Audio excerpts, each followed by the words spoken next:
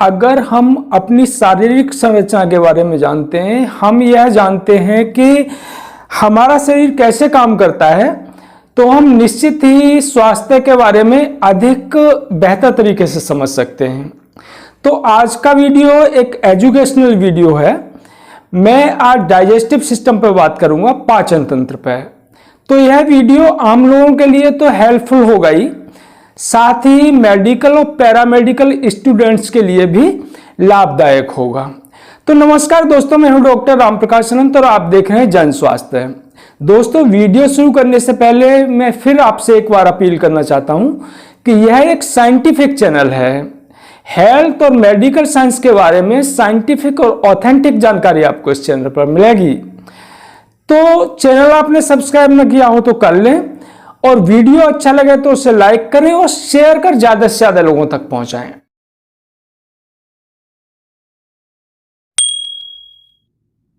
हम भोजन के द्वारा ही जिंदा रहते हैं।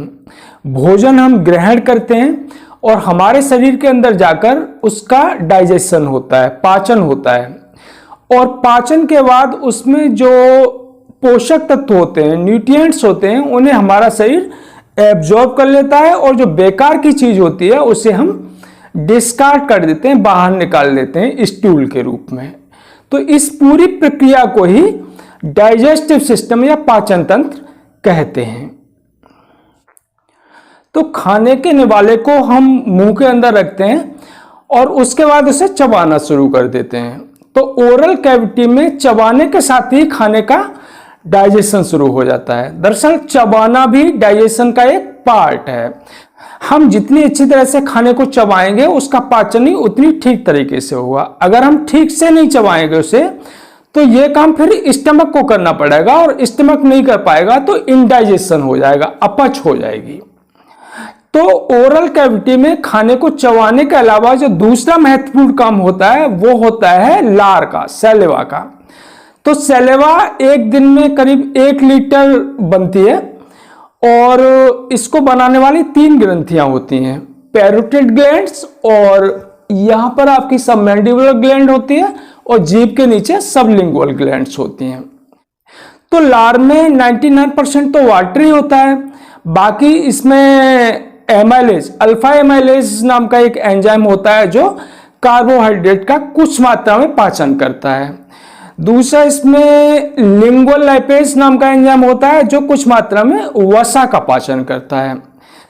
इसमें एक एंटीबॉडी भी होता है, इम्यूनोग्लोबुलिन ए। ये आपके जो हानिकारक बैक्टीरिया खाने के साथ चले जाते हैं तो उन बैक्टीरिया को किल करने का काम करता है। तो सैलेवा के ये डाइजेस्टिव फंक्शंस हैं। इसके अलावा जो सैलेवा होती है वो हमारे खाने का बोलस बनाती है, उसको लुब्रिकेट करती है ताकि वो आसानी से निगला जा सके। तो खाना निगलने के बाद वो सीधा स्टमक में आ जाता है।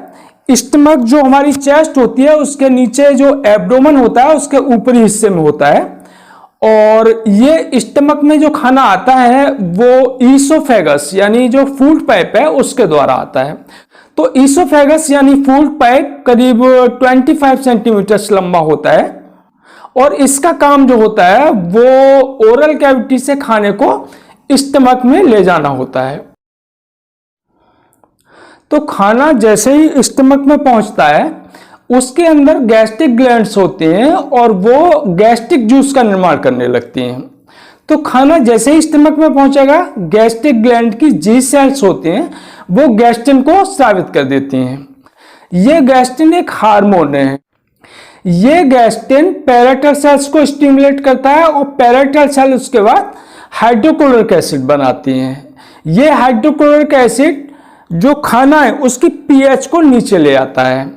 तो खाने की पीएच 1 से लेके 2.5 तक नीचे आ जाती है हाइड्रोक्लोरिक एसिड की वजह से। अब ये हाइड्रोक्लोरिक एसिड है वो स्टमक की जो अपनी वॉल है उसको भी नुकसान पहुंचा सकता है। तो गैस्ट्रिक ग्लैंड के अंदर म्यूकस सेल्स होती है और म्यूकस सेल्स म्यूकस का निर्माण करती हैं, और ये म्यूकस जो स्टमक की वॉल होती है उसको कवर कर देती है, जिसके कारण उसे नुकसान नहीं होता है। तो हाइड्रोक्लोरिक एसिड जब खाने की पीएच को नीचे लाता है तो उसके बाद चीफ सेल्स होती हैं, वो पेप्सिनोजन का निर्माण करने लगती हैं। पेप्सिनोजन फिर आगे चल करके पेप्सिन में बदल जाता है और ये प्रोटीन का पाचन करता है। तो ये स्टमक में पाए जाने वाले हार्मोन और एंजाइम थे जो हमारे भोजन का पाचन करते हैं। इसके अलावा जो स्टमक का महत्वपूर्ण काम होता है वो होता है पेरिस्टालसिस द्वारा चर्निंग करना, यानी कि उसको मथना, उसकी पिसाई करना। तो जैसे ही खाना स्टमक में पहुंचता है उसमें पेरिस्टालसिस शुरू हो जाती है और पेरिस्टालसिस मूवमेंट के द्वारा खाना जो होता है वो बारीक कणों में बदल जाता है। इसको फिर हम कायम कहते हैं। तो स्टमक में खाना 4 से 5 घंटे तक रुकता है और 4-5 घंटे में स्टमक पूरी तरीके से खाली हो जाता है। तो स्टमक के बाद कौन कौन सी संरचनाएं जो पाचन में हिस्सा लेती हैं, जरा उसके ऊपर बात कर लेते हैं। तो आप चित्र में उस तरफ ऊपर की तरफ देख रहे होंगे, एक 3 कोण की संरचना है, उसे लीवर कहते हैं। और जो उसका सबसे नीचे वाला जो कोना है उस साइड में, वहां एक गोल सी संरचना होगी जिसे हम गॉल ब्लैडर या पित्ताशय कहते हैं। स्टमक के बाद खाना आंत में जाता है, इंटेस्टाइन में। तो इंटेस्टाइन काफी लंबी होती है, ह्यूमन में करीब करीब 28 फीट लंबी इंटेस्टाइन होती है। तो इंटेस्टाइन को 2 हिस्सों में बांट लेते हैं, स्मॉल इंटेस्टाइन और लार्ज इंटेस्टाइन। तो स्मॉल इंटेस्टाइन को भी 3 हिस्सों में बांटते हैं।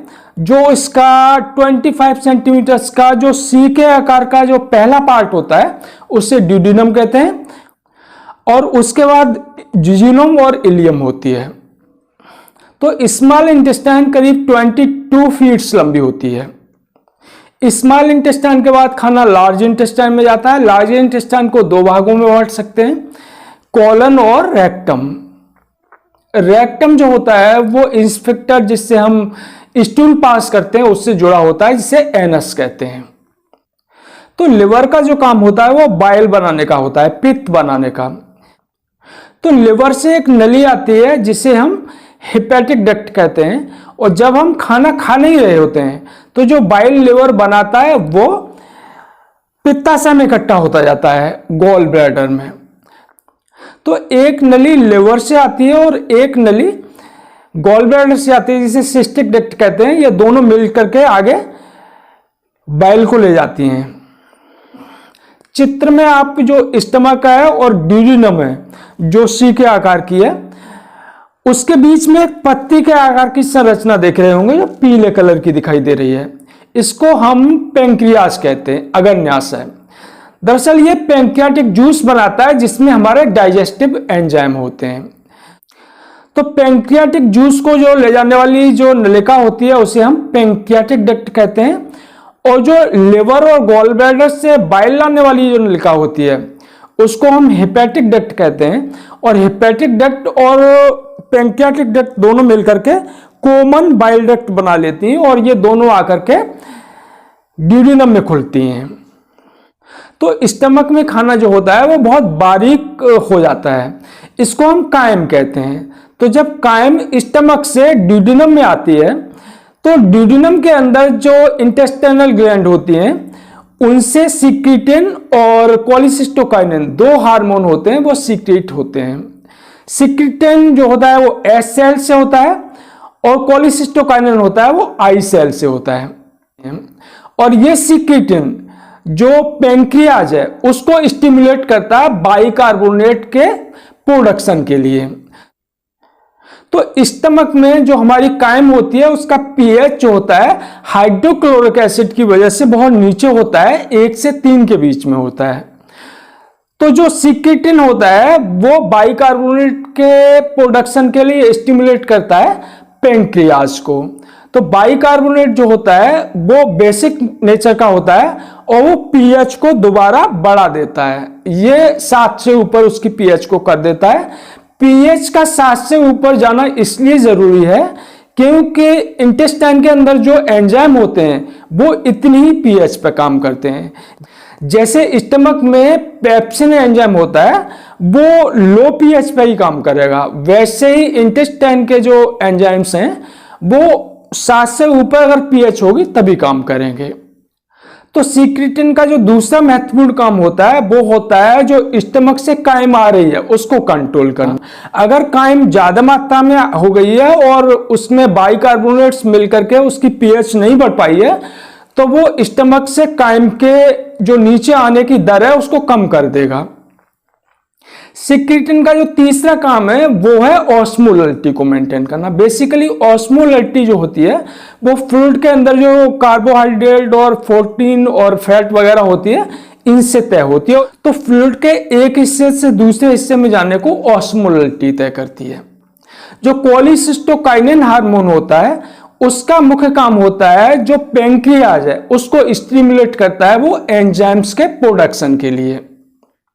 कोलिसिस्टोकाइनिन गॉल ब्लैडर को कॉन्ट्रैक्ट करता है जिससे उसके अंदर जो बाइल होता है वो सिस्टिक डक्ट में आ जाता है, कॉमन बाइल डक्ट से होता हुआ वो ड्यूडेनम में आ जाता है। तो बाइल का फैट के डाइजेशन में इंपॉर्टेंट रोल होता है। बेसिकली बाइल जो होता है वो फैट को इमल्सिफाइड कर देता है जिससे उसका डाइजेशन ठीक तरीके से हो पाता है। तो जिन लोगों को गॉल ब्लैडर के स्टोन्स होते हैं और गॉल ब्लैडर उनका निकाल देते हैं तो वो अगर फैटी चीजें खा लेते हैं तो उनका डाइजेशन ठीक से नहीं हो पाता है और इससे उन्हें पेट की समस्या होने लगती है। तो जो पैंक्रियाटिक जूस होता है उसमें एंजाइम्स होते हैं, उसमें एमाइलेज होता है जो कार्बोहाइड्रेट को डाइजेस्ट करता है और लाइपेज होता है वो फैट को डाइजेस्ट करता है और प्रोटीन को डाइजेस्ट करने के लिए जो दो इनएक्टिव फॉर्म में एंजाइम होते हैं ट्रिप्सिनोजन और काइमोट्रिप्सिनोजन। तो ड्यूडेनम में pancreatic juice common bile duct द्वारा आ जाता है तो इंटेस्टाइन में इंटेस्टाइनल ग्लैंड होती हैं, वो एक एंटीरोकाइनेज नाम का एंजाइम होता है उसे स्रावित करती हैं। ये एंटीरोकाइनेज जो ट्रिप्सिनोजन और काइमोट्रिप्सिनोजन होता है जो प्रो एंजाइम होते हैं इनको एक्टिव फॉर्म में चेंज कर देता है ट्रिप्सिन और काइमोट्रिप्सिन में। और ये ट्रिप्सिन और काइमोट्रिप्सिन जो होते हैं वो प्रोटीन का पाचन करते हैं। तो पैंक्रियाटिक जूस में जो एमाइलेज होता है वो कार्बोहाइड्रेट की जो कॉम्प्लेक्स स्ट्रक्चर होती है उसे डाइसैकेराइड में चेंज कर देता है। अब डाइसैकेराइड के पाचन के लिए जो इंटेस्टाइन में ग्लैंड्स होती हैं वो माल्टेज और सुक्रेज नाम के एंजाइम्स को सीक्रेट करती हैं और फाइनली कार्बोहाइड्रेट ग्लूकोज, गैलेक्टोज और फ्रक्टोज में बदल जाता है और लाइपेज एंजाइम फैट को डाइजेस्ट कर देता है। तो ये ट्राइग्लिसराइड में बदल जाते हैं और इन सब का फिर जिजुनम में और इलियम में एब्जॉर्प्शन हो जाता है। तो स्मॉल इंटेस्टाइन में जो खाना है उसका डाइजेशन होता है और उसका एब्जॉर्प्शन होता है। उसके बाद जो खाना बचता है वो लार्ज इंटेस्टाइन यानी बड़ी आंत में पहुंचता है। तो आप चित्र में देख रहे होंगे जो हरे रंग की रचना है जो उसको ऊपर जाती है फिर इस तरह से आती है और फिर नीचे आती है। तो ये बेसिकली कॉलन है। तो कॉलन में आपका असेंडिंग कॉलन है जो ऊपर जा रही है और ट्रांसफर कॉलन है जो ट्रांसफर पोजीशन में है और जो नीचे आ रही है वो डिसेंडिंग कॉलन है। तो कॉलन में कुछ डाइजेशन होता है लेकिन वो डाइजेशन है वो एंजाइम्स के द्वारा नहीं होता। कॉलन में जो बैक्टीरिया हैं सिम्बायोटिक बैक्टीरिया हैं वो जो बची हुई कार्बोहाइड्रेट होती है उसको डाइजेस्ट करते हैं। तो कॉलन में मेनली जो कार्बोहाइड्रेट डाइजेशन के लिए रह जाती है वो बैक्टीरिया के माध्यम से उनका डाइजेशन हो जाता है और जो लार्ज इंटेस्टाइन है कॉलन है उसमें जो साल्ट हैं उनका एब्जॉर्प्शन होता है और पानी का एब्जॉर्प्शन होता है। तो वाटर, साल्ट का एब्जॉर्प्शन और कार्बोहाइड्रेट का डाइजेशन सिम्बायोटिक बैक्टीरिया के द्वारा लार्ज इंटेस्टाइन में होता है, कॉलन में मेनली। और खाने का जो उसके साथ बाद अवशेष बचता है वो स्टूल की फॉर्म में रेक्टम में इकट्ठा हो जाता है, मलाशय में, जिसे हम एनस के द्वारा बाहर निकाल देते हैं। तो ये आपका पूरा डाइजेस्टिव सिस्टम था। तो अगर वीडियो आपको पसंद आया हो तो उसे लाइक कर दें और शेयर कर ज्यादा से ज्यादा लोगों तक पहुंचाएं। धन्यवाद।